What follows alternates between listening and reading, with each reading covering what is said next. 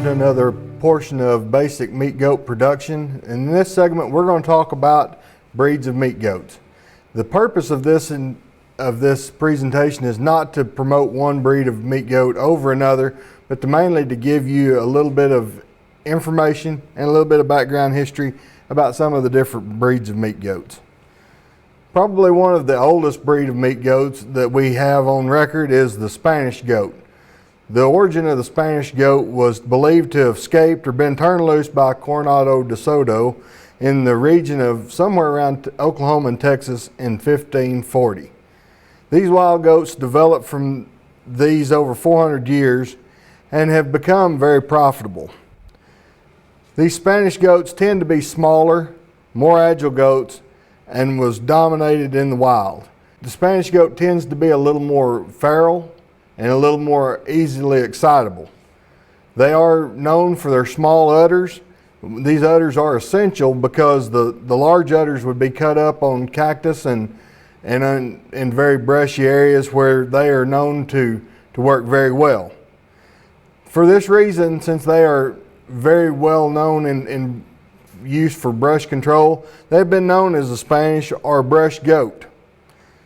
There's not really a specific breed ancestry. These goats have developed through natural selection. They go back to, many of the breeds of Spanish goats go back to descendants developed depending on where they were developed on certain ranches, a lot of times in South Texas. Spanish is also known to describe goats of unknown ancestry, so if we don't really know what breed of goat it is, or if it's a goat that we don't really know what it is, a lot of times they're just grouped into that term called Spanish goats. The size of a Spanish goat can vary greatly depending on the climate that they're raised in and the terrain and the available breeding stock. A lot of these Spanish goats are recognizable by their body shape, ear shape, horns, and hair, but they're not very consistent. Spanish goats have been referred to, if you are very familiar with beef cattle, to be the Brahman cow of the goat world, meaning that they are very hardy, they make excellent mothers, and probably one of the more parasite resistant of the goat breeds. They do thrive and produce with very little management, giving them that reputation of being a very hardy animal.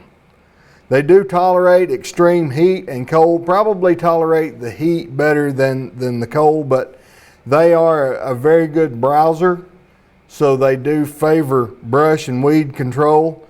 And many Texas producers have actually said that they actually improve their Boer goats, and so the Spanish goat definitely has a very good place in the goat breed. The next breed of goat that we'd like to talk about is the boar. The boar was developed in South Africa, and some influence of European, Angkoran, and Indian breeding over many years. The Boer goat was primarily a meat goat and has been widely accepted in the show industry by 4-H and FFA youth because of its phenotypic characteristics that make it a good show animal. The South African registry for the boars actually started in 1959, but we didn't actually see them arrive on the United States continents of North America until 1993. The Boer goat was used very effectively in South Africa in combination with cattle in a multi-species grazing setting due to its ability to browse and have very limited impact on grass cover. What also makes the boar a very useful inclusion in any goat herd is its weaning rate in excess of 160% of the doe's weight. That means that her kids, when they're weaned, will weigh 60% more than she actually will. These Boer goats are known to have very low maintenance impacts and have sufficient milk to rear kids that are very early maturing. Mature bucks range from 240 to 300 pounds, while mature does will be 200 to 225 pounds, making them probably some of the larger breeds of meat goats. But they are capable of very high average daily gains in excess of 0.4 of a pound a gain of day, and it is not uncommon at all to see gains from 0.3 to 0.4 of a pound of gain on some of these boars and boar crosses. Also, they are very fertile and known to ovulate 1 to 4 eggs with a kidding rate of 200%, meaning that most of these boar does are going to kid twins. They reach puberty at a fairly early age, with some of the bucks reaching puberty as early as 6 months, with most females reaching puberty at 10 to 12 months. They have been known to have some good extended breeding seasons, making it possible to have 3 kidding crops in 2 years, which is very abnormal for most goats. The next breed is the Kiko. Kikos were developed by Goatex Group LLC in New Zealand, where 30 goats from a secluded island were brought in, and they were developed. The breed was developed from the most substantial and fertile native goats out of that program, and they developed into a population dynamics which were rigorously applied to produce a goat with the ability to produce a great deal of red meat under mostly browse conditions. And the Kiko goat actually showed up in the United States in 1990. Some of the characteristics of a Kiko goat are its hardiness and its ability to achieve substantial weight gains without a lot of supplementary feed. They're very large framed and very early maturing, making them a very good addition to a brush goat operation, or for any operation that's looking to add a lot of weight gain and pounds of gain from their goat herd. They are very exceptional in their conversion rates, meaning that they turn forage into red meat in a very efficient manner, and they're not as heavily boned as some breeds, making their carcass characteristics very highly sought after.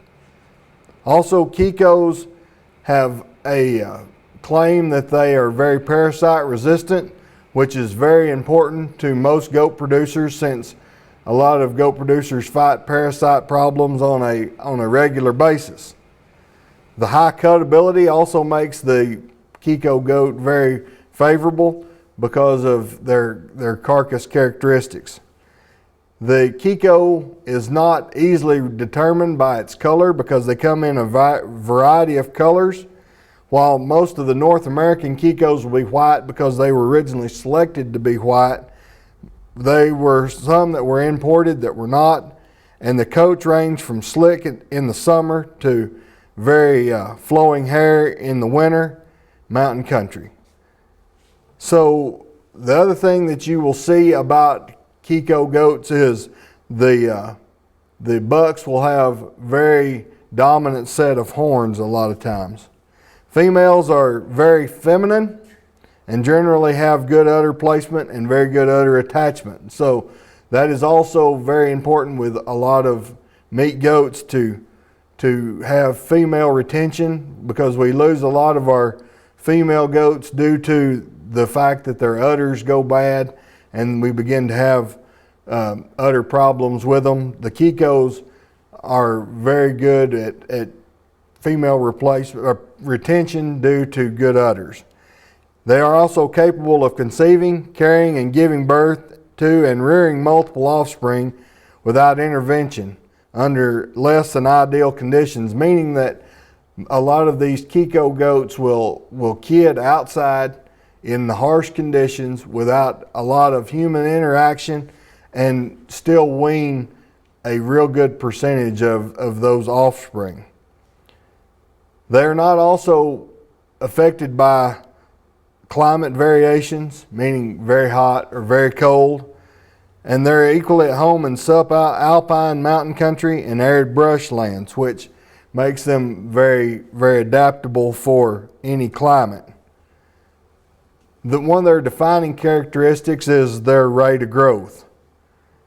They display a rate of growth at least equal to any other meat goat breed, but is achieved without the management and feed inputs generally required for satisfactory meat production in other breeds, which means that makes them very low input, which in today's economy, when we are spending a lot of money for feed or other off-farm resources to get the same gains, the Kikos are able to do that with less inputs, making them very economical.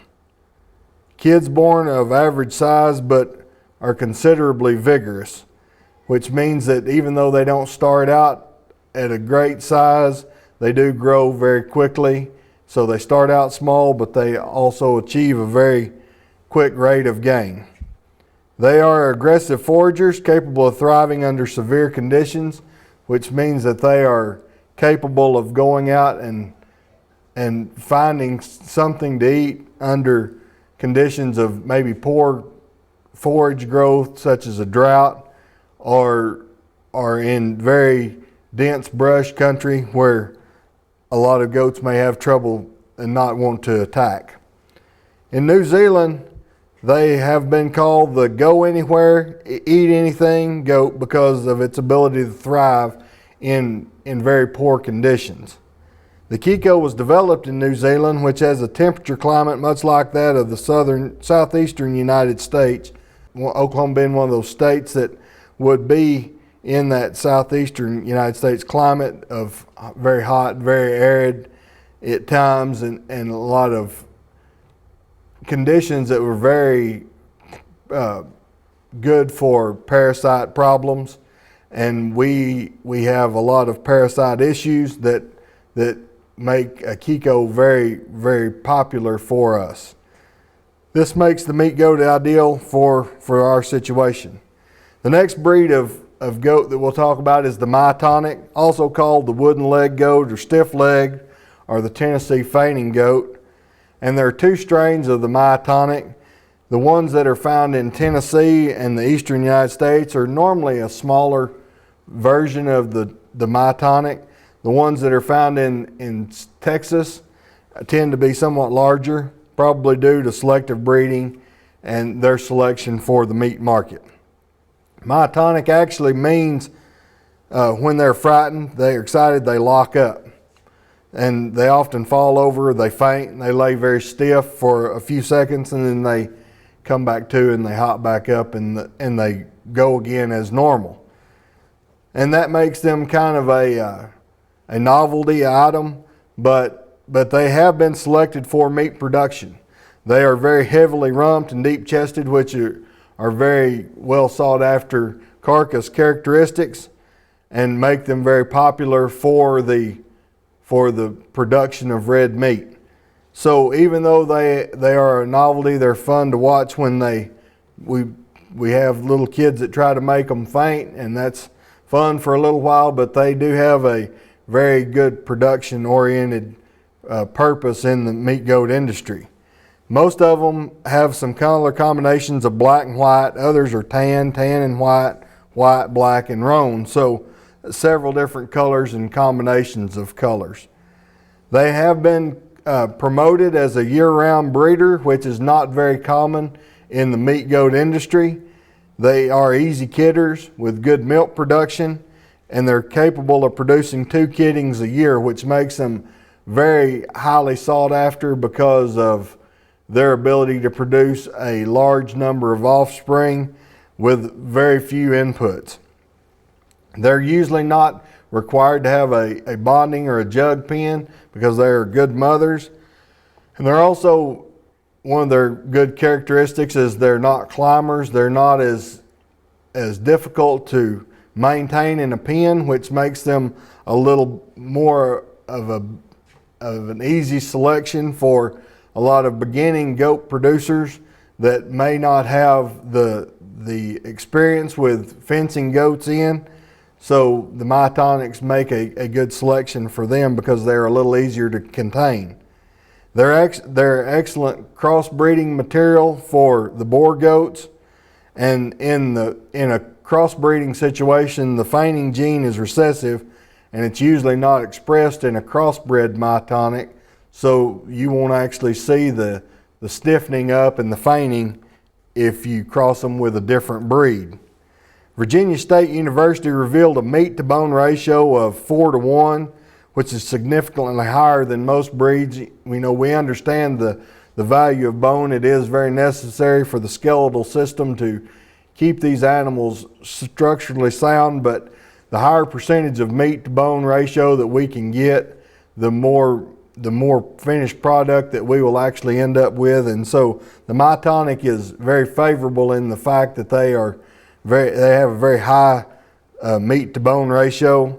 Prairie View A&M showed a 6 to 10% greater meat yield achieved by using Myotonic bucks than any other in a crossbreeding situation.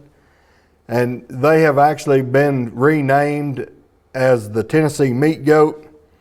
And Virginia State and Virginia Tech have revealed that these durable, self-sufficient pasture animals to be more parasite resistant than other breeds. As you go through many of the meat goat breeds, that is something that is of the utmost importance to a lot of goat producers, is the ability to be parasite resistant and not have to deal with having a deworming situation on a regular basis. The next breed is the Savannah. The Savannah probably is not as well publicized as many other breeds. There are some Savannah breeders around, but this solid white South African goat is very closely resembled to the Boer. While it being a little more compact, it has a little shorter leg than the Boer Goat. It was developed from native goats of southern Africa, and it was developed in a very rugged and a very harsh climate, and they are heat and drought resistant. Being from the territory that they were developed in, you can understand that. They have thick pliable skin which helps them to cool themselves, and they have a totally black pigmented skin even though they have white color. They're adapted to a variety of climates, making them useful in any part of the country that you'd like to take them. They have a natural resistance to ticks and tick-borne diseases such as heartwater, and against some other external parasites such as mites and lice. Another breed that is also claimed to be a year-round breeder, which makes them a good choice for producers that are looking to produce a kid crop at a time of the year when maybe no one else is, and giving them a little different chance at a marketing potential when someone else may not have that opportunity. A breed of goat that we see a lot of, another almost novelty, is the Pygmy goat, often called the dwarf goat. Was originated from the French Cameroon area, and it has a full coat of straight, medium long hair, which varies in density depending on the time of the year.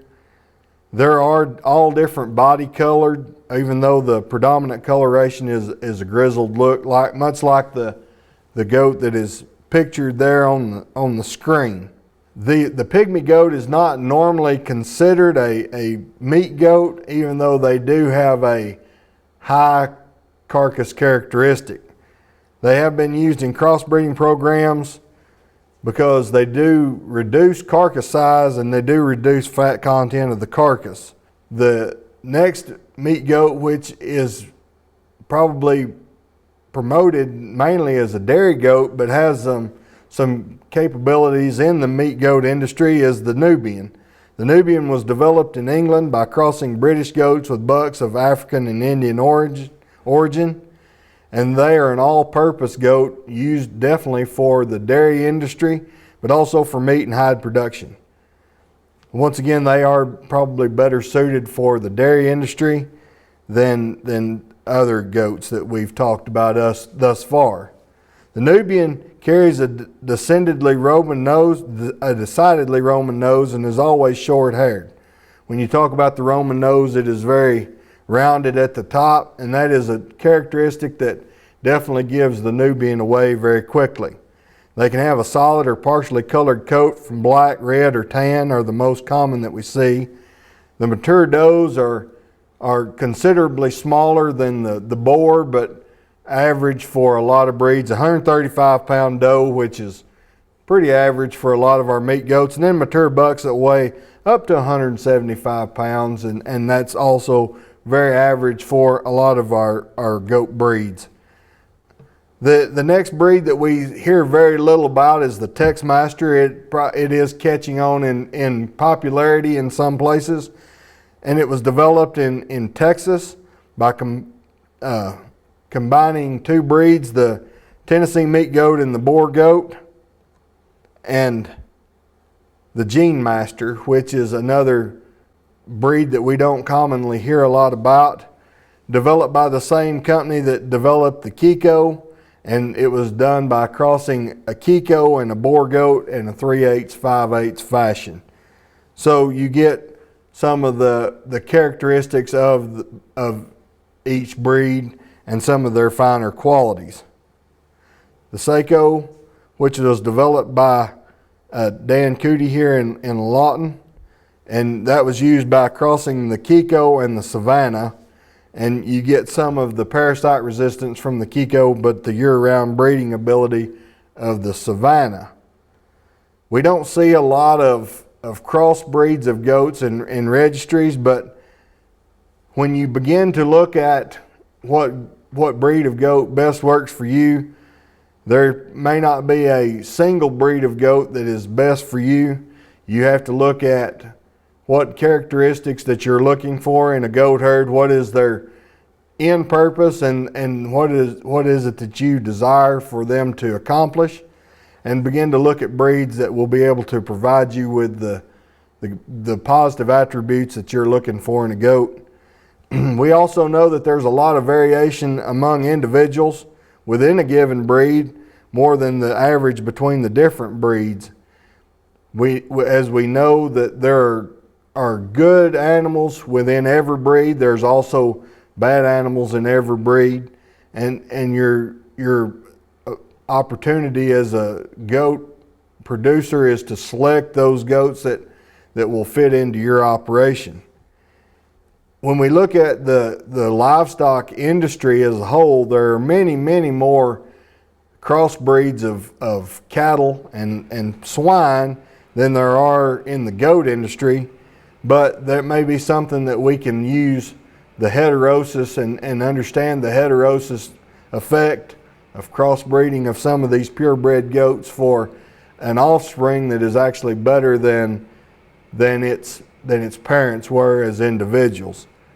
But like I said, the purpose of this talk this evening was not to sway you into selecting one breed over another, but just to give you a little bit of information about goat breeds as a whole, some of the more common goat breeds that we see in and around the United States. Thank you.